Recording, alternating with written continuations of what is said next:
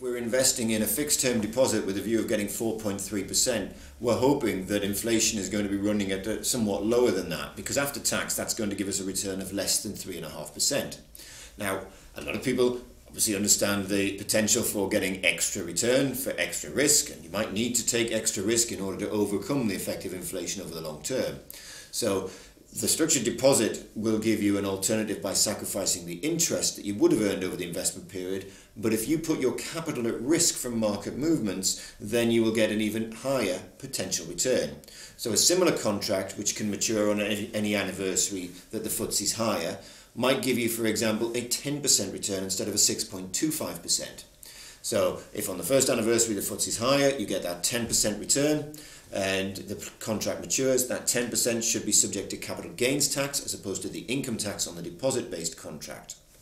If not, it runs for the second year, the third year, the fourth year, the fifth year. You run the potential of losing capital in two scenarios.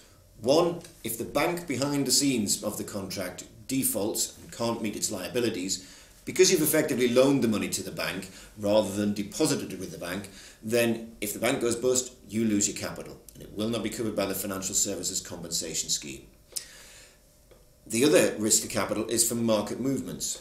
If on every anniversary, including this particular instance, the 6th anniversary, the FTSE 100 index is lower than it was at the start of the term, then the contract will not return a gain at all. You will lose capital if the FTSE 100 index is 50% or more lower at the end of that 6-year period.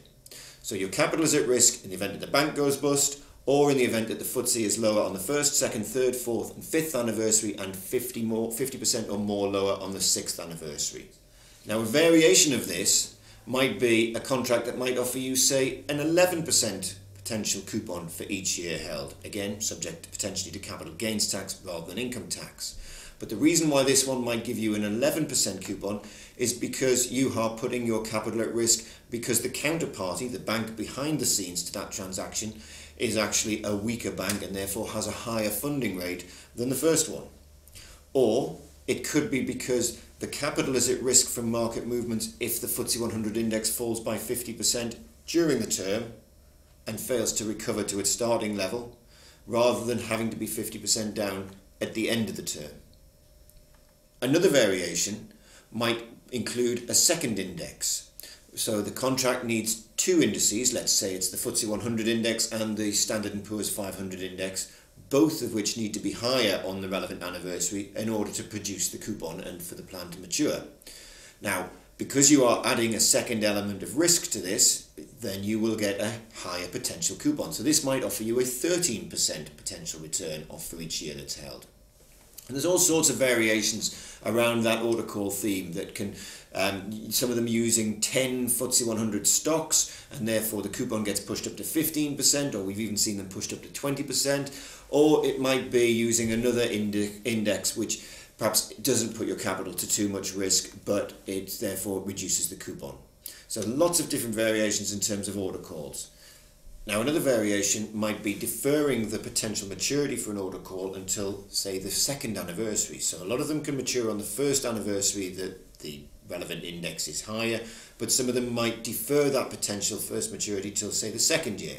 Now, arguably, some people might want 20% after 2 years more than they might want 10% after 1 year, particularly if they're using that for capital gains tax planning and want to avoid the potential for maturity in that first year.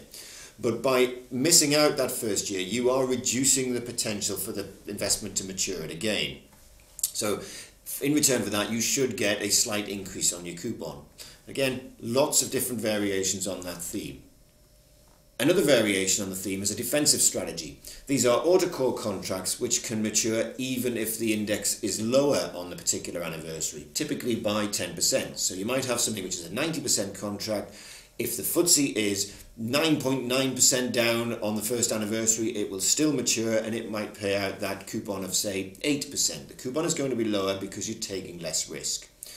Another variation of that might be a contract where the FTSE needs to be at or above the index on each anniversary, but on the final anniversary, it can be up to, say, 50% down and still produce a gain. Now, obviously, when you make that sort of change, you're sacrificing something because you are potentially reducing the risk or increasing the potential for the investment to mature with a gain, and therefore don't expect as much gain as if you were taking more risk.